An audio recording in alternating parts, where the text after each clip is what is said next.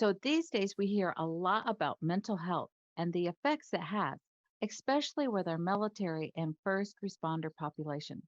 These men and women really risk their lives for us each and every day. But what's being done to help them when life gets a little too overwhelming? Well, today's guest will be sharing with us how we can help here on Wheezy.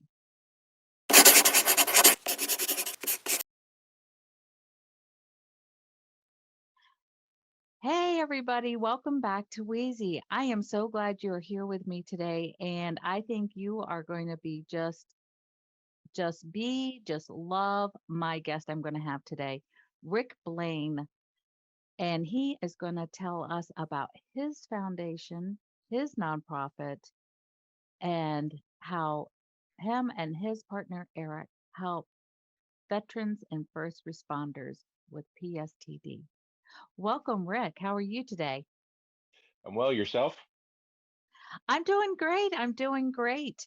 I'm so glad to meet you. This is our first meeting, but I've heard about your nonprofit, and mental health is something that I take very seriously, and I want to help people be able to get it. And then I also have a little bit of a soft spot for our men and women who serve in the military and our first responders. And so when I heard about you and Eric's nonprofit, I wanted to go ahead and have you guys on and see if we could get raise some more awareness and maybe get you some funding. Uh, Well, I appreciate you so having me on today. so Rick, go ahead and tell us all about yourself. Oh, goodness. Uh, that could be a long story. Um, Well, okay. So how did you get involved with this? well, Some of your background. I grew up in northeastern Pennsylvania. Um, my best friend Eric and we have been best friends since we were 5, 6 years old. We did sports together. We went to school together. We were in scouts together. We both became Eagle Scouts together. Um, Consequently, we also both joined the Army together. Um, Oh, wow. Eric, Eric served in the 101st Airborne Division, and I served in the 82nd Airborne Division. Of course, the 82nd is better, and I'm only saying that because Eric's not here with me today. Uh, but yeah, I have a long history myself with the military. Also, my family. It was kind of a borderline expected, not demanded, but expected that I join the military after high school. It's just a generational thing. Everybody in my family has done it. Um, Carrying on the legacy. yep, yep. I got out of the Army in 2006, and I began at that time, or shortly thereafter, I started working for the state of Pennsylvania as a corrections officer. Okay. So what Hmm. did you do in the army? What Uh, was I, w- I was a airborne chaplain assistant so for you 6 jumped and years. prayed. Yes, yes, I did. Those two went hand in hand. Yep. Hold on, we're Uh-huh. going for a ride. Thank you, Jesus. Yep. um, so um, looking at your website, you speak very candidly about PSTD and some of the struggles that you had, and how did you come about getting help for it? Well, with post-traumatic stress, after I got out of the army, I was, we'll call it okay, for a couple of years. After I started working with Department of Corrections as a corrections officer, some of the signs and symptoms of post-traumatic stress started coming out. Um, Eric, about the same time, we struggled with a lot of that together. Could Uh, could you tell us just maybe like three or four signs that show up for if somebody's experiencing it? oh well, there's a lot. and everybody can experience it in different ways. Most often, anxiety and depression are two of the largest indicators. Um, Reclusivity can be one. A lot of guys struggle with anger issues or rage issues. But there's a lot of symptoms or a lot of ways that it can present itself. Yeah. So if people want more information, they can just like Google, probably find it Googling it online. Oh yeah, you could Google PTSD and certainly there will give you a lot of the symptoms and signs thereof. When did you and Eric start working together to bring more awareness to this and to be able to help others struggling with this? Well, he and I, both separately and together for almost 2 decades, we struggled a lot with post traumatic stress. We tried to help each other. Retrospectively, it was probably in some unhealthy ways. Uh, he and I found the bottom of quite a few whiskey bottles. Uh, Um, we certainly self-medicated and did all of the things that you think is taking the edge off or helping with the stress or the anxiety, but in the long run, it just contributes or adds more to it. Um,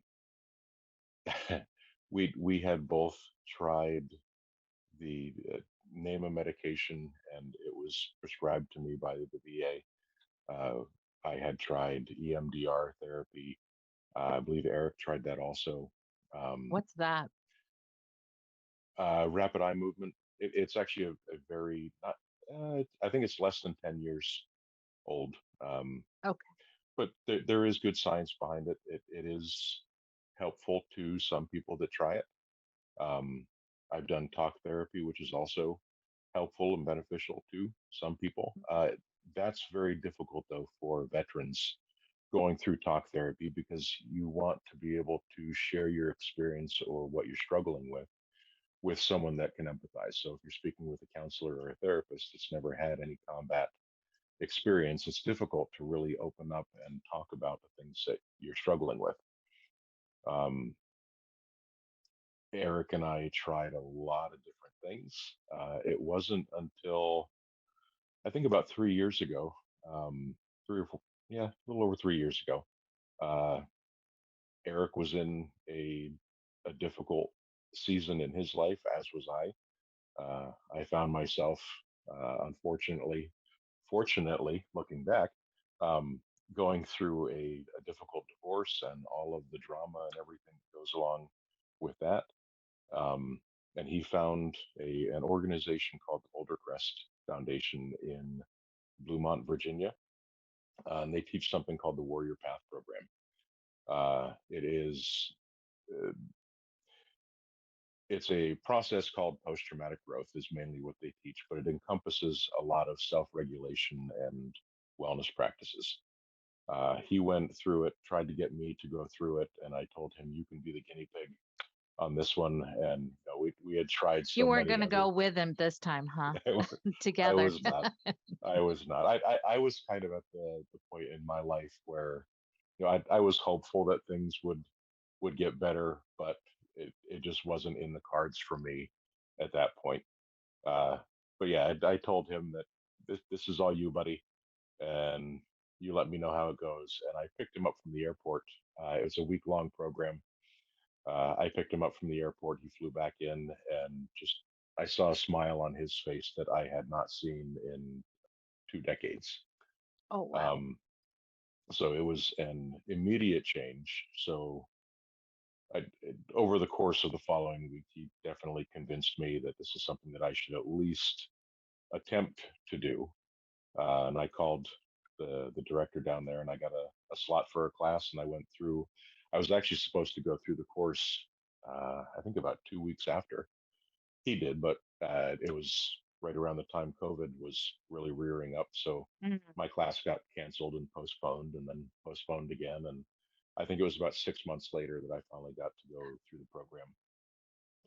But that was really, he's not here, but I'm pretty sure I could speak for him. That was really the turning point for he and I as far as how we approached post traumatic stress. Uh, for so many, especially veterans and first responders, it becomes an assumption that this is just the way life is now. Because of our past experience and what we've done Mhm. and what we've gone through. This is just the way we get to be now, and that's period in the end. Uh, Now I know, and I strongly believe that those that struggle, really struggle, possess a greater potential of living a happy, healthy, productive, purpose-filled, meaningful life because of their struggle. Yeah. But yeah, that Living was through really, and yeah, yeah. And you get to take what you not only learned but recovered from, and you get to share that and teach other people the process that you walked to get through it. And it doesn't matter what branch of service you were in or what unit you served in. It's kind of an unwritten creed that you leave no man behind. And this is just another way we get to continue to fulfill that motto, because we that's have awesome. so many veterans that they've been home for 15, 20 years. I've had opportunities in the past year or so to speak with Vietnam and Korean War veterans that have been Wow. home for decades but have never really truly felt home. So it's really something that I am grateful that I get to do now, is share what I've learned, share my experience and the ways that I've grown. Uh, it's amazing to sit down and talk with an 81, 82-year old Vietnam veteran, and the wisdom that gets tossed back and forth. Uh, I love it. I love Wow, that is awesome that you can give it. these people a safe place in which they know they're being heard, they know they're being Hmm. respected, and they know they're being hugely understood. Yep, That is a real gift. That is a it real is. gift. So what is the name of the nonprofit that you and Eric started?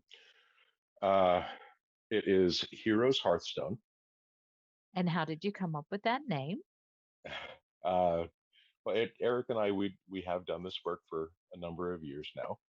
Um, when we decided that we were going to transition and branch off on our own, that became about a month-long conversation of what are we going to call ourselves. Uh, there's certainly quite a few names that ended up in the trash bin, and we'd come up with some, and oh, this is phenomenal. And then you do a search to double check and make sure it's not copyrighted or trademarked by someone else, and sure enough, somebody else has it. Uh, but we were actually sitting on Eric's back porch one night and just having this dialogue and conversation about what's the direction and what are we going to name ourselves. And Eric was the one that actually said, "What about Heroes Hearthstone?" Sorry, I've got a buddy here. Hi, buddy. Mine are all downstairs. I have four. So uh, so all dogs are welcome. uh-huh. But yeah, Eric's actually the one that came up with the name Heroes Hearthstone, and we were trying to figure out something that we could incorporate the name hero, because that kind of Mhm. encompasses both veterans and first responders. We do a lot of work with our local EMTs, fire and police. Um, he said the words Heroes Hearthstone, and my ears perked up, and his wife was sitting right there. We all looked at each other and said, "Yep, that's it." And after talking about it more, a place that's pretty close to us is Ricketts Glen State Park, and it's part of uh, Red Rock Mountain. There's almost 120,000 acres of state game land and untold miles of hiking and biking trails.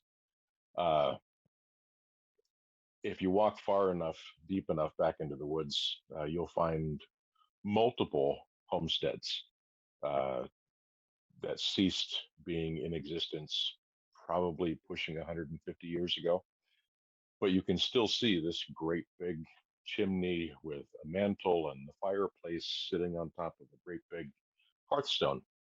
And the symbolism that we like to use with the hero's Hearthstone is, God forbid when your home catches fire or something happens and it's reduced to ruin, 9 times out of 10, that thing that remains is that hearthstone, that fireplace, that mantle. And that's the place really that, it's the gathering place in a home. It's where people come to fellowship and community is built and spending time with one another. But it's also that kind of phoenix rising from the ashes. And it's the place that we begin to rebuild.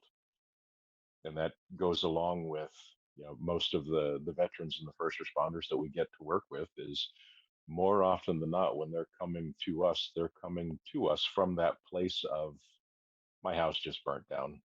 I'm not in a good place and I need to start rebuilding.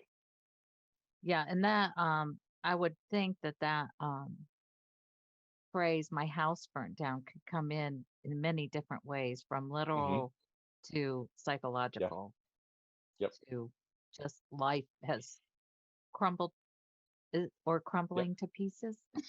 Yep. Yeah. Absolutely. Yeah, yeah. Wow. Um, so you said that you serve military and first responders. Hmm. So what are some of the outreach reach opportunities do you provide to these people? Well, our emphasis is part of the process of post traumatic growth. Our emphasis is self regulation and wellness practices. Um, Eric and I are both meditation instructors. We also teach breath work, breathing exercises. We are, believe it or not, both of us working towards becoming yoga instructors. That Okay. is something I never thought I would add to my repertoire. And I figure if and what will not if when that does happen and we get the certification, we're going to call it dad bod yoga because that's precisely what it's going to be. Uh, I love it. but we teach a lot of wellness practices because in order for us to really reflect back and walk back through our trauma and the things that we struggle with, we need to be in the best mindset possible to do that. And if you're not taking care of yourself, you're not going to be in the right mindset to be able to do that. So we do teach yoga, we teach breathing exercises. We do as much as we possibly can, reconnecting people to the outdoors, going for hikes. Um, Actually, I just started working on a ruckathon that we're hopefully going to do this fall. Um, What's I that? think that's it's a fundraising event, but it's also something that we really get to showcase what we do and how we do what we do. So bringing in people, we'll have to bring in someone to teach yoga, but having areas set up that people can learn about breathing and learn about meditation and learn why these things and how these things are integral to really living a happy, healthy, productive life. Um, I think one of my favorite things that we do is we have a monthly event. We call it our campfire and coffee, and that's open to all local combat veterans, all local first responders. Uh, we get together at a place called the Bench Project. It's right in Dallas, Pennsylvania.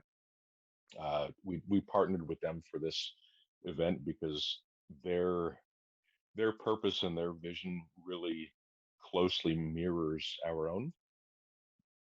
They have a I know it's an over 100-acre property, and they have 3 miles of hiking trails uh, worked into it with I don't want to quote, but it's 20 some different benches along the trails with gratitude journals attached to each bench. So you can go and you can hike their trails and take a time to reflect at each bench and write down what it is that you're thinking about processing or just what you're grateful for. So we partnered with them for this event because that's something that's near and dear to our hearts, along with the meditation and breath work. One of the biggest things that we really encourage guys and gals to do is yeah, gratitude and gratitude journaling. Um, Hmm. but our campfire and coffee event is something that I absolutely love doing, and that's we normally go and we'll teach a very brief, I don't even want to call it a class, we have a conversation about something. For example, we'll have a conversation about gratitude and gratitude journaling and how to incorporate that into your life and why it's important.